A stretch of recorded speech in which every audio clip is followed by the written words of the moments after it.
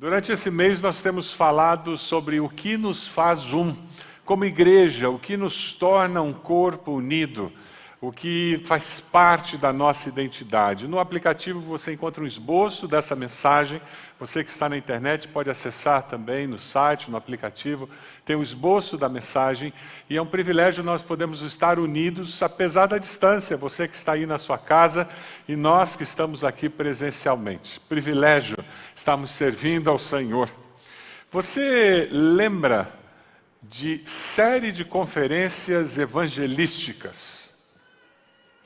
O pessoal antigo lembra disso. Você lembra de cantata evangelística preparada pelos coros? Olha lá. Você lembra de NEBs, Núcleo de Estudo Bíblico nos Lares? Quem que lembra dos NEBs? Coisas que foram feitas no passado para que nós pudéssemos cumprir a missão que Deus nos deu como igreja, como discípulos de Jesus. Sermos testemunhas. Você é testemunha, testemunha do Evangelho, da essência do Evangelho. Faz mais de 60 anos que a IBB é uma igreja que testemunha do amor de Deus na Grande Curitiba, no Paraná, no Brasil e nos confins da terra. Temos esse valor conosco. Então, quando você faz parte da IBB, você diz, eu faço parte dessa missão. Eu tenho que cumprir esse propósito de Deus para todo aquele que nele crê. Você lembra de grupos de casais nas casas? Não estou falando de pequeno grupo, não. Grupos de casais, o pessoal mais antigo da igreja vai lembrar. Eram grupos de casais que se reuniam nas casas. Durante um bom tempo, isso nos preparou para a experiência que nós temos hoje, com os pequenos grupos multiplicadores. Você está envolvido num pequeno grupo multiplicador? Levanta a mão aí, olha lá quantas mãos. Graças a Deus. Se você ainda não está num pequeno grupo, eu quero desafiar você a procurar um dos pastores, a vir aqui à frente e nós vamos ajudar para que nessa semana você esteja participando de um. Nesse momento nós ainda estamos nos reunindo online, pela internet. Mas falta pouco, gente. Eu já estou com a boca salivando, só de pensar em ter reunião de pequeno grupo com lanchinho depois. Amém? Oh, coisa boa! Aquele povo chegando para o pequeno grupo com um prato na mão, né? E era prato cheio. Quando terminava o pequeno grupo, saía com um prato vazio. Você lembra de reunião de pequeno grupo que você lanchava no começo, fazia o pequeno grupo, aí no final fazia o quê? Arrematava o que tinha sobrado. E a gente ficava tendo comunhão até 11 horas da noite. Lembra disso? Oh, coisa boa, vai chegar lá. Vocês lembram de Casa de Paz? Nós fizemos essa estratégia para evangelizar, para cumprir esse propósito. Casa de julgamento. Quem lembra da casa de julgamento? Oh, que coisa boa. Quanto trabalho, não é mesmo? A gente trabalhava que nem doido naquela época.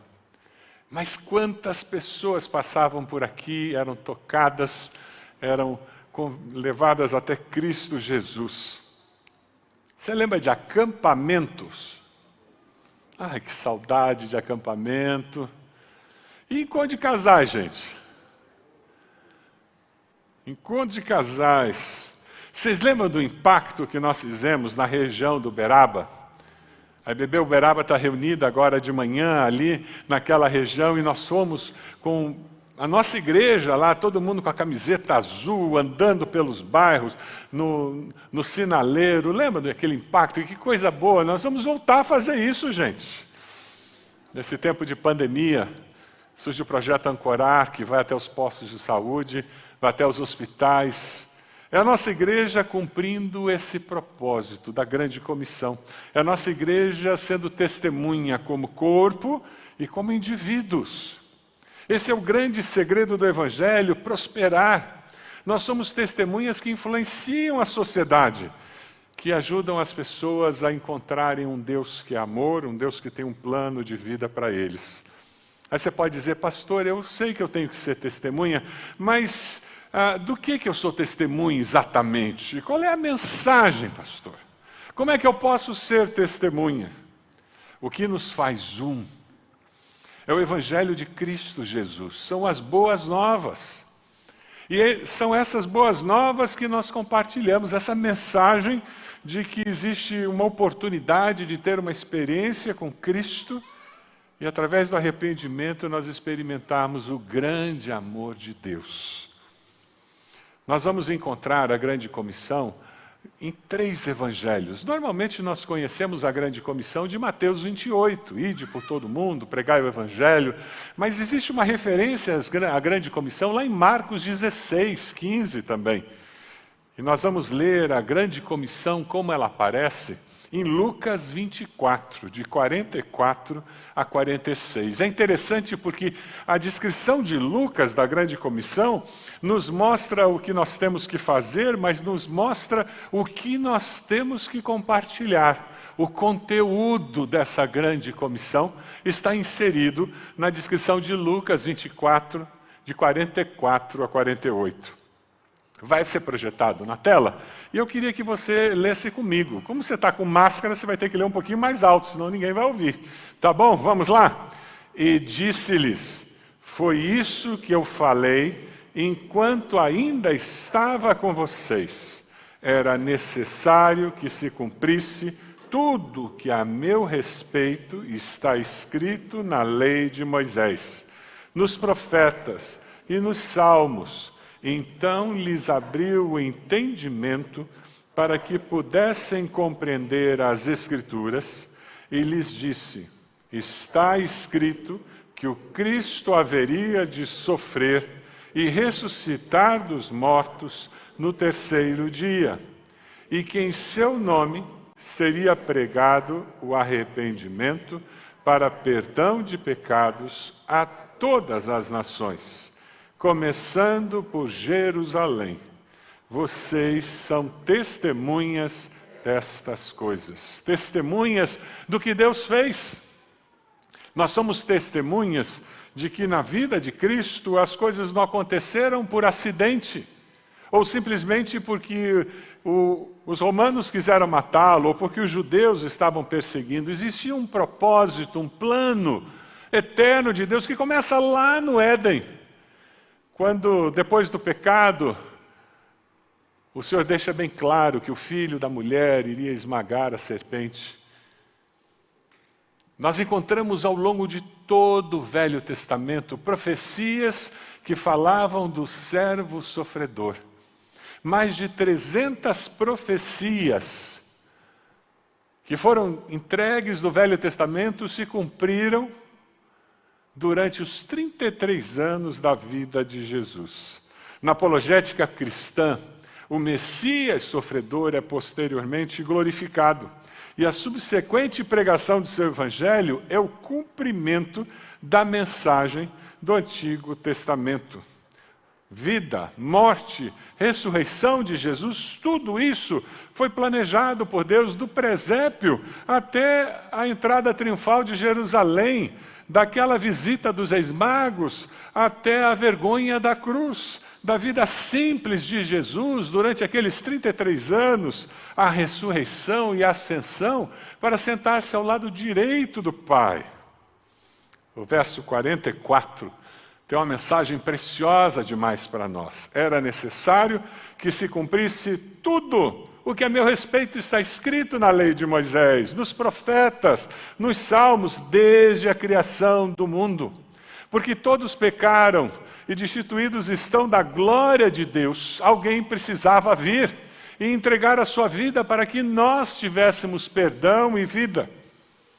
João 3,16 é um texto muito conhecido, é o texto da Bíblia mais conhecido. Vai aparecer aqui na tela a versão da Nova Versão Internacional, mas o que a maioria das pessoas conhece é da tradução antiga. Vamos dizer antiga? Porque Deus amou o mundo de tal maneira que deu seu Filho unigênito para que todo aquele que nele crê não pereça, mas tenha a vida eterna. Deus é muito sábio. Ao longo da história da humanidade, Deus tinha um projeto. Deus não perdeu o controle da história nessa confusão da pandemia, nessa quantidade de dor, sofrimento e dificuldades, esses problemas políticos e econômicos que surgem da pandemia. Deus nunca perde o controle da história, amém? E é com essa segurança que nós enfrentamos até quando nós não compreendemos. E quem disse que nós tínhamos que ter todas as respostas? Deus nunca prometeu que nós teríamos todas as respostas. Ele prometeu que estaria conosco todos os dias da nossa vida. Nada na vida de Jesus aconteceu por acaso. Deus tinha um plano. 600 anos antes do nascimento de Jesus, o profeta Isaías fala sobre o servo sofredor. E ele diz assim: certamente ele, Jesus, tomou sobre si as nossas enfermidades, as nossas dores, levou sobre si, e nós o reputávamos por aflito, ferido de Deus, oprimido, mas ele foi traspassado pelas nossas transgressões, moídos pelas nossas iniquidades. O castigo que nos traz a paz estava sobre ele, e pelas suas pisaduras fomos sarados. Você já reconheceu que Jesus é a resposta de Deus para o seu problema com o pecado? 450 anos antes de Cristo, Miqueias escreve no seu livro: mas tu, Belém Efrata, lembra de Belém, a cidade onde Jesus nasceu?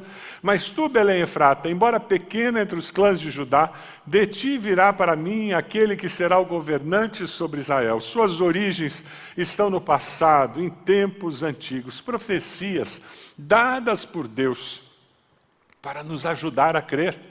Quando você entende que você é testemunha de Jesus, é um discípulo que faz discípulos, sabe o que acontece? Você começa a contar para as pessoas que Jesus não é um filósofo, Jesus não é o fundador de uma religião, Jesus não é um grande mestre, ele é muito mais do que isso. Ele é o Filho de Deus. E ele não aconteceu como um acidente da história. Existia um plano, um propósito de Deus de preparar o povo para a chegada do seu Filho, do Salvador. Fazendo isso, você vai ajudar aquelas pessoas que convivem com você, trabalham com você, moram com você, a crer que Deus tem um propósito e que Jesus é mais do que um grande mestre. Jesus não veio a esse mundo por acaso, mas para cumprir o plano que nasceu no coração de Deus para a salvação de todo aquele que nele crê. Ele é o Filho de Deus que habitou entre nós. E às vezes talvez você tenha tido a experiência de falar sobre a sua experiência com Jesus e a pessoa não entender, parecer que está passando por cima da cabeça. Ela não consegue entender como você crê que Jesus é o Filho de Deus, como que você entregou sua vida a Jesus e está vivendo uma vida diferente. É porque o entendimento dessas pessoas precisa ser aberto pelo Espírito Santo. É o Espírito que nos convence do pecado, da justiça e do juízo. Não sou eu, não é você que vai converter alguém. É Deus quem faz essa obra. O nosso desafio como testemunhas é dar evidência da nova vida que há em Cristo Jesus. O texto ali no versículo 45 diz: então, lhes abriu o entendimento. Os discípulos não estavam entendendo o que Jesus estava falando. Então, lhes abriu o entendimento para que pudessem compreender as Escrituras. Lembra daqueles 2 discípulos no caminho de Emaús, tristes, abatidos porque Jesus tinha morrido? E Jesus estava do lado dele, caminhando na estrada, e eles não percebiam isso. Até que no momento em que Jesus quebra o pão, eles dizem: é o Mestre. E eles voltam correndo para Jerusalém para contar que o Mestre havia ressuscitado. Você lembra da situação de Pedro? Quando Jesus começa a falar que ele ia ser morto, ele ia sofrer. Pedro diz: de maneira nenhuma nós não vamos deixar que isso aconteça. E Jesus olha e diz: arreda daqui, Satanás. Ele não tinha entendimento.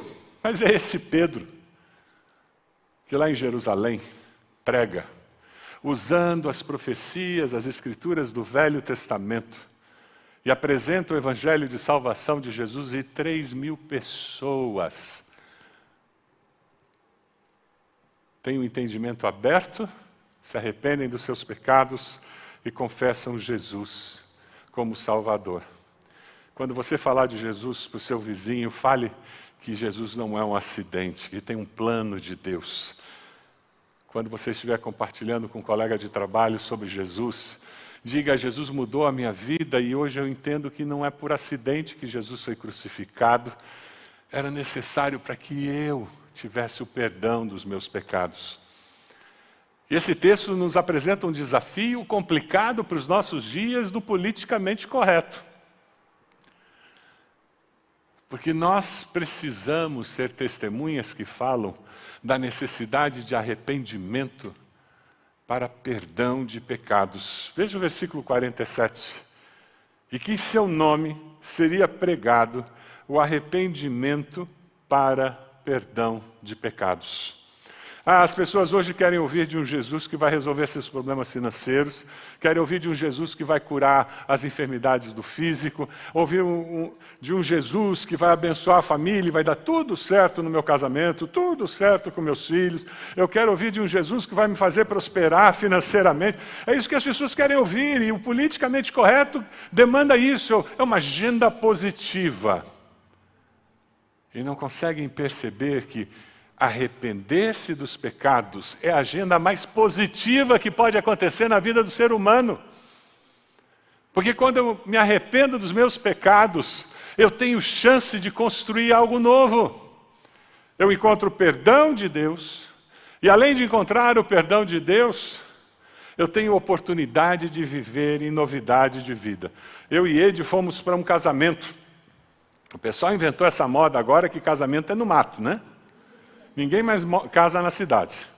E vamos lá com o GPS e a estrada de terra, e você vai para a direita e vai para a esquerda, e de repente nós tínhamos uma situação que o que o GPS dizia estava no meio do mato, literalmente.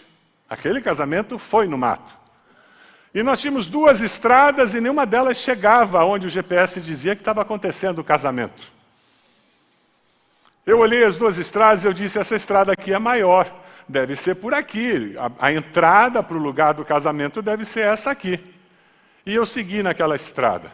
E olhando aquele pontinho no GPS, e eu fui andando, e de repente eu percebi que eu tinha passado do ponto. Eu disse: estrada errada. Sabe o que eu tive que fazer? E voltar em estrada de terra não é fácil não, né? Você já tentou? Nós tivemos que andar mais alguns quilômetros até encontrar um lugar onde a estrada era mais larga, não sei porquê. Acho que de tanta gente fazer curva lá, acabou ficando mais larga. Aí nós manobramos o carro e voltamos. Aí eu passei de novo pelo pontinho. E adivinha onde que eu tinha que ter entrado? Aquela estradinha que não era tão grande, tão bonita. E quando entrei naquela estradinha, tinha uma porteira, e eu pude entrar na propriedade e chegar no casamento.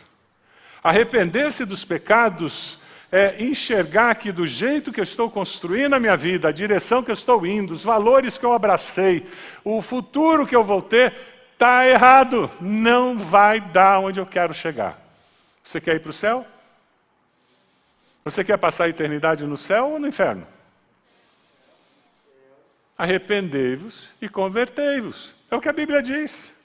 Se eu não me arrepender, eu não chego no céu. Essa estrada aqui não leva no céu, não. É essa aqui. O caminho é estreito. Não dá para ir muito gordo, hein? A porta é estreita. Não é o caminho que todo mundo está usando.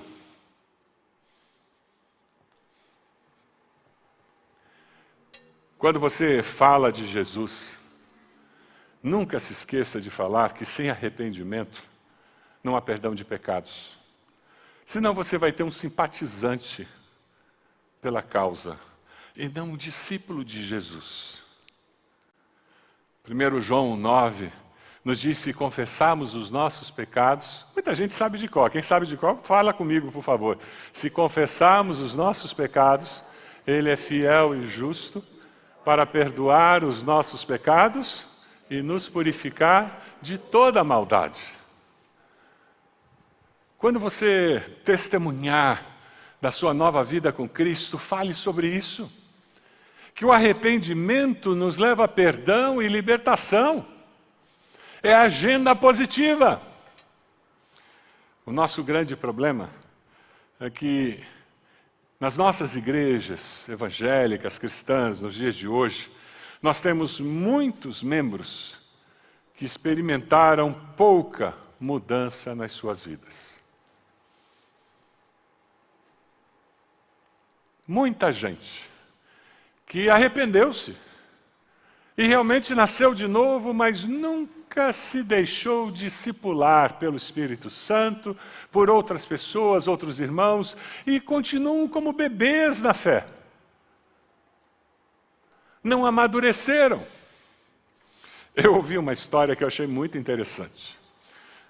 Um discípulo de Jesus, um irmão, ele tinha um carro e resolveu vender o carro.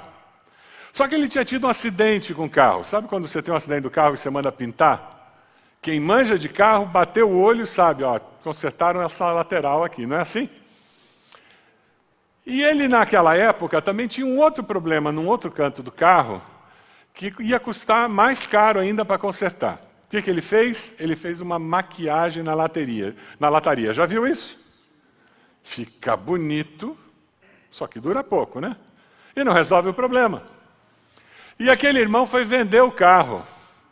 Se você fosse vender esse carro, você contaria que o carro foi batido e que tinha aquela maquiagem?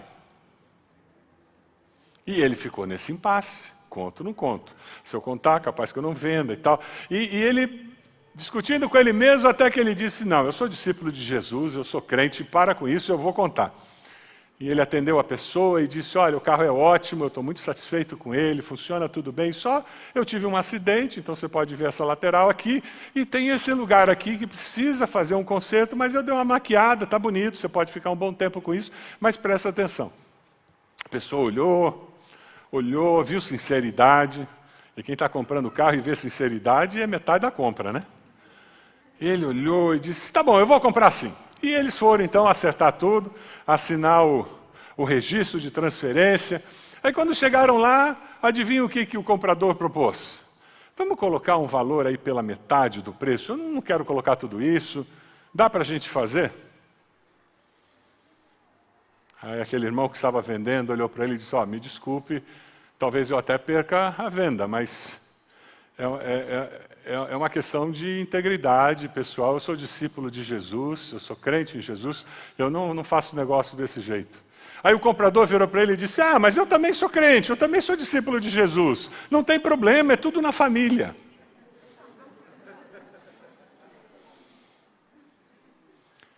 Esse comprador tinha experimentado pouca mudança na vida dele.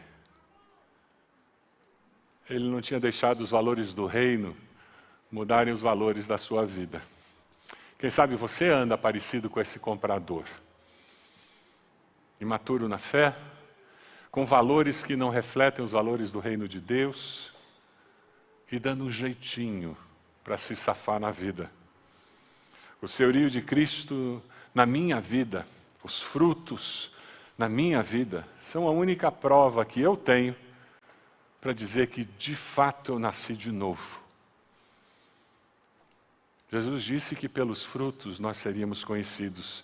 Se você quer de fato viver como discípulo de Jesus, se você de fato é um discípulo de Jesus, a sua vida vai ser transformada. E eu garanto para você, transformada para melhor. Amém? Quando nós somos discípulos que creem no arrependimento para uma nova vida, aceitar o desafio do Senhor de sermos testemunhas para todas as nações, começando em Jerusalém, se torna fácil. Porque nós nos sentimos povo de Deus, nós nos sentimos propriedade exclusiva de Deus, nós nos sentimos sacerdócio real. É o que 1 Pedro 2,9 nos diz.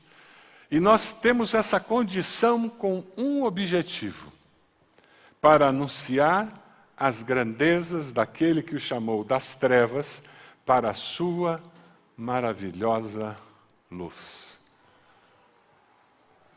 Jesus me salvou para que eu seja testemunha do amor e do poder dele na vida do ser humano. Jesus salvou você para que você seja testemunha. Jesus salvou você para que você seja testemunha. A palavra testemunha, ela significa dar evidência do poder de Deus na minha vida. A testemunha, ela dá evidência. Quando ela vai num tribunal de júri, ela dá evidência. Evidência do acontecido. É isso que nós fazemos. Nós não temos que converter ninguém. É Deus quem faz isso. Como aconteceu conosco, não foi ninguém que nos converteu. Foi Deus. O Espírito Santo age em nós. E o Espírito Santo age através dos discípulos de Jesus.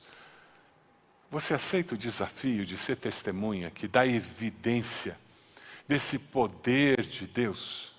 Você aceita o desafio de ser testemunha que é usado por Deus para que pessoas, famílias, tenham a sua história transformada porque andavam nessa direção e agora andam nessa? Um casal que vivia com problemas, com dificuldades de relacionamento, infidelidade, e agora eles descobriram que tem um jeito novo de viver. Dá para nós sermos verdadeiros, transparentes, fiéis um ao outro. E esse casamento vai ser diferente. Filhos e pais que vivem em contenda, em briga. E agora você encontra filhos e pais e mães que conseguem relacionar-se e abençoar um ao outro porque estão aplicando esses princípios das Escrituras de respeito, de amor, de procurar o bem do próximo. Nós temos que começar na nossa Jerusalém, a nossa família. Aí vai para aquele condomínio. Aí vai para aquele prédio. Vai para aquela vizinhança. Aquela cidade. Aquele estado, aquela nação, o mundo todo. Mas começa na nossa Jerusalém. Assir, tem um missionário lá no prédio onde você mora? Não. Não tem? Tem sim, você. Pastor Klein tem um missionário lá naquele conjunto? Você, a Kathleen e aquela pequenina. Por isso que Deus não manda missionários lá para o prédio onde você mora. Por isso que Ele não manda missionários para aquela região da cidade onde você mora. Porque você é o missionário lá. Você é a testemunha, usado por Deus. O comentarista fez uma afirmação que eu achei interessante. Ele diz que é hipocrisia enviar missionários, orar por missionários. E nós fazemos isso como igreja, contribuir para missões, e nós fazemos isso como discípulos de Jesus. Se eu não sou missionário, onde eu vivo?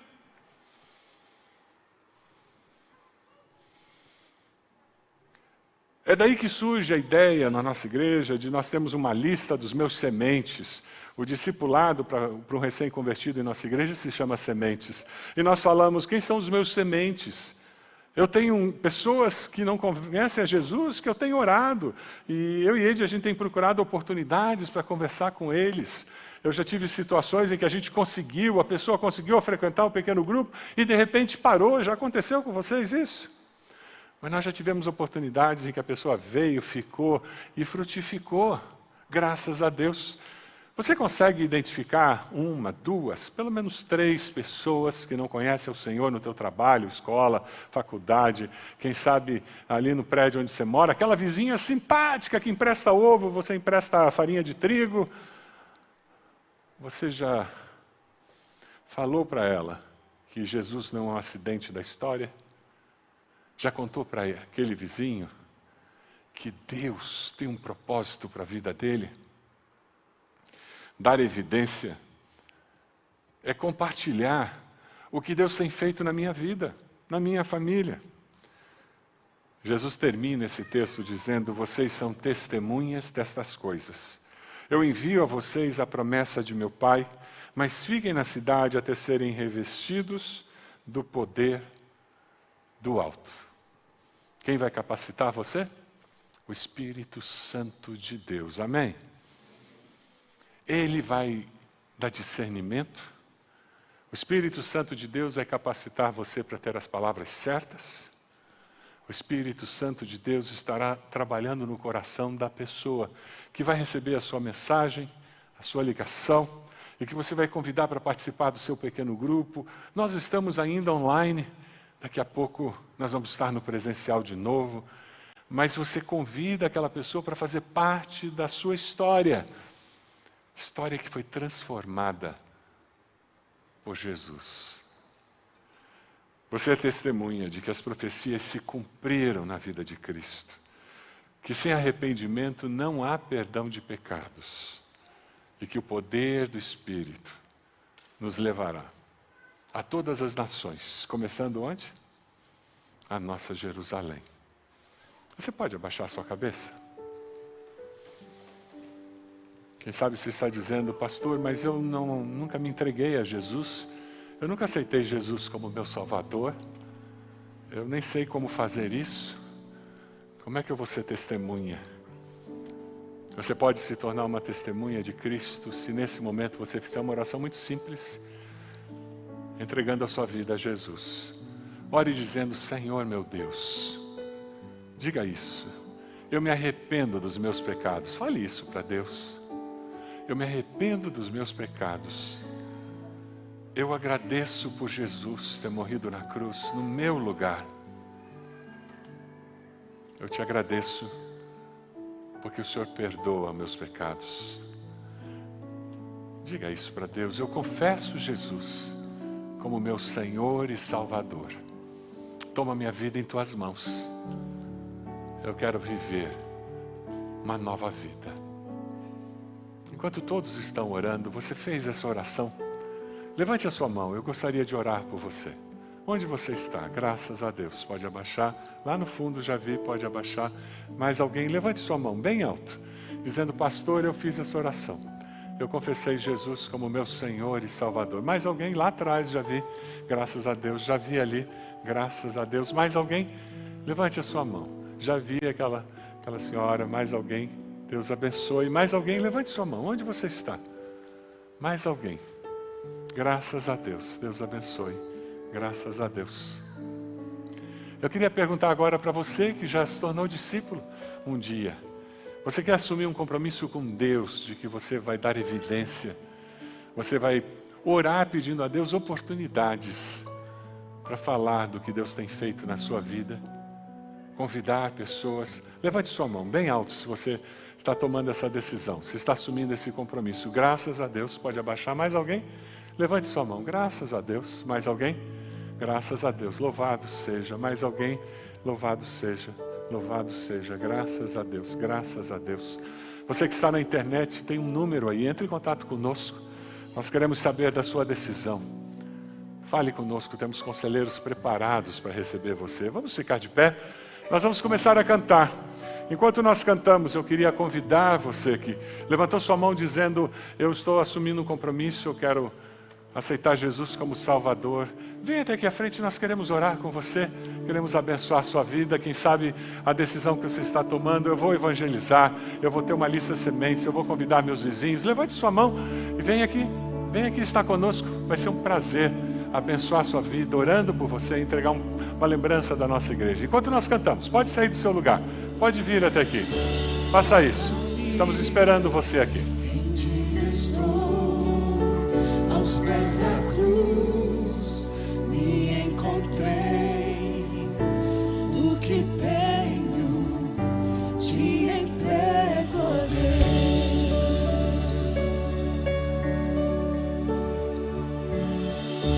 Vem limpar as minhas mãos, purificar meu coração, que eu ande em tudo que tu tens para mim.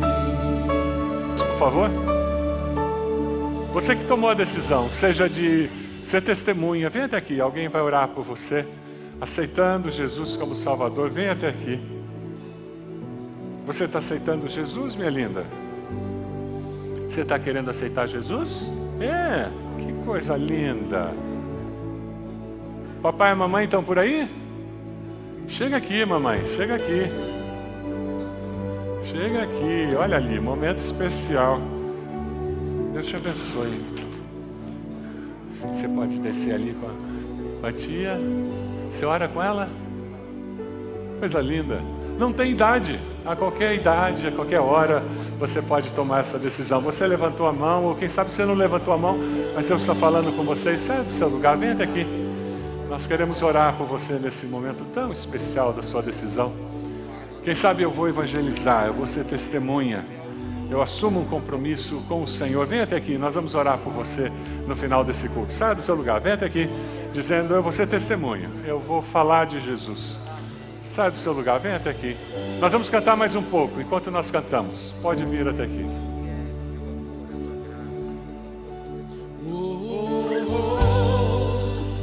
Eis-me aqui, rendido estou.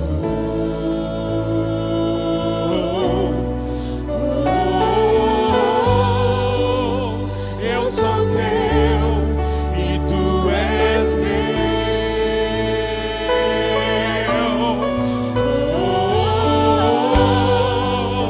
Eis-me aqui, rendido estou.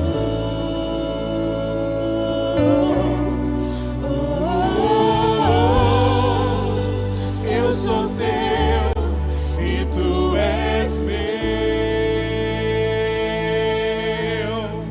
Jesus.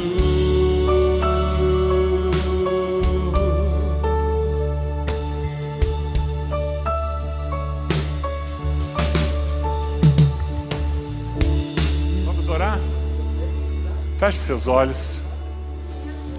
Você que está na internet, feche seus olhos agora. Se você ainda não entrou em contato com as pessoas aí na central de aconselhamento, faça isso. Nós queremos orar por você também.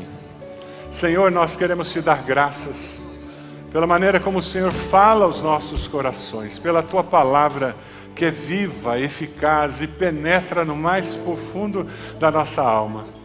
Deus, nós queremos te dar graças, Senhor, porque o Senhor, na tua bondade, falou o coração desses queridos que vieram à frente, dessa menina tão pequena, que ouviu e foi tocada pelo teu Espírito, adultos que vieram à frente. Deus abençoa cada um desses queridos de uma forma muito especial.